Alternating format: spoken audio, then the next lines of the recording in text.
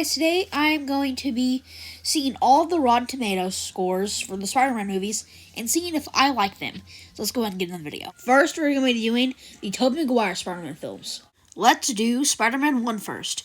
Spider-Man 1 got a 90%. Wow. That's crazy, man. And a 60%, 67% for the audience score. Here, I'm going to definitely have to agree with the critics. I believe this movie is really good. I think it's up with Avengers, Infinity War, Avengers Endgame. It's just so good. So I agree with the critics here, not the audience. Next, we have Spider-Man 2, which got a 93% for the critic score and a 82% for the audience score. Here, I'm going to definitely have to agree with the critics again. I believe this movie is way better than Avengers Infinity War and Endgame. Just my opinion. So yeah, I agree with the critics here, not the audience. Maybe I'll agree with the audience next movie. Let's see. Next we have Spider-Man 3, which got a 63% for the audience, for the critic score, and 51% for the audience score. Once again, I'm going to have to agree with the critics. I believe Spider-Man 3 is good. Not great. Not as good as the first two, but I think it's just good. 52% or whatever it got feels just way too low for me. And 63, I believe, is a really good score for me. So yeah. Next we have Andrew Garfield. So let's go ahead and see how his movies rank. First we have The Amazing Spider-Man, which got a 72% for the critics and a 77% for the audience score. Now I believe I agree with the audience here for once. I think this movie is way better than Spider-Man 3 in its own reasons, and I think Andrew Garfield is a really good actor for Spider-Man. So yeah, I believe that it gets a 77% for me, and I agree with the audience here. Next, we have The Amazing Spider-Man 2. Now, it got a 52% for the critics and a 64% for the audience. Now, I believe that I definitely agree with the critics here. This movie is terrible, but not 52% terrible. I think it's like 59% terrible. So yeah, I definitely agree with the critics here.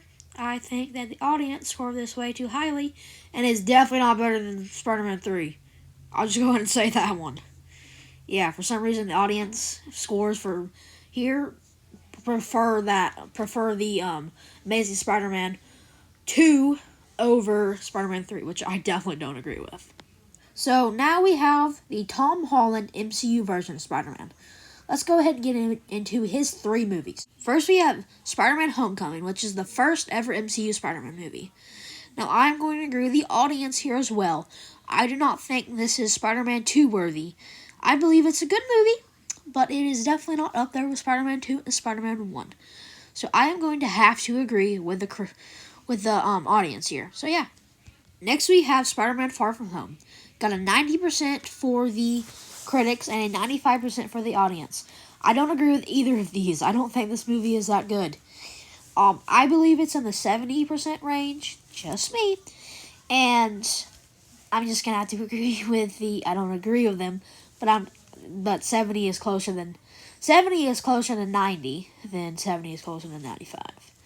So I think I'm going to have to not agree with the critics here, but I have to agree with the critics because it's closer to 70%.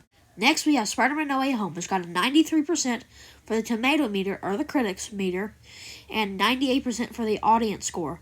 I believe that I will agree with the audience here. I believe this movie is 100%. Just me. It's perfect. I love it. And I love it. Spoilers for No Way Home if you haven't seen it already. Tobey and Andrew were in it, and they are perfect in this movie. The audience went crazy when Andrew took his mask off, and the audience went wild when Tobey stepped through the portal, and so did I. And I was screaming of happiness and joy. And I believe this movie is perfect. So, I have to agree with the audience. 98 is higher than 90, so yeah. Let's get into the next movie. Finally, we have Spider-Man Into the Spider-Verse. I love this movie. It was amazing. I think, in my opinion, this is my number 3 spot, because I love Spider-Man 2 and I love Spider-Man No Way Home. So yeah, I really love Peter B. Parker in this movie, and Miles was just amazing in it. I was screaming in the movie when Peter B. tapped on Miles' shoulder, And it was awesome to see Peter back in this animated form since probably the same year with that crappy TV show. And yeah, I believe that I'm going to have to agree here with the audience score. I don't believe this is a 97%. That's just me though. So yeah, bye guys. Please tell me in the comments below some ideas for videos because I'm already running out of some. So yeah, I will see you in the next video. Bye. Have a wonderful day.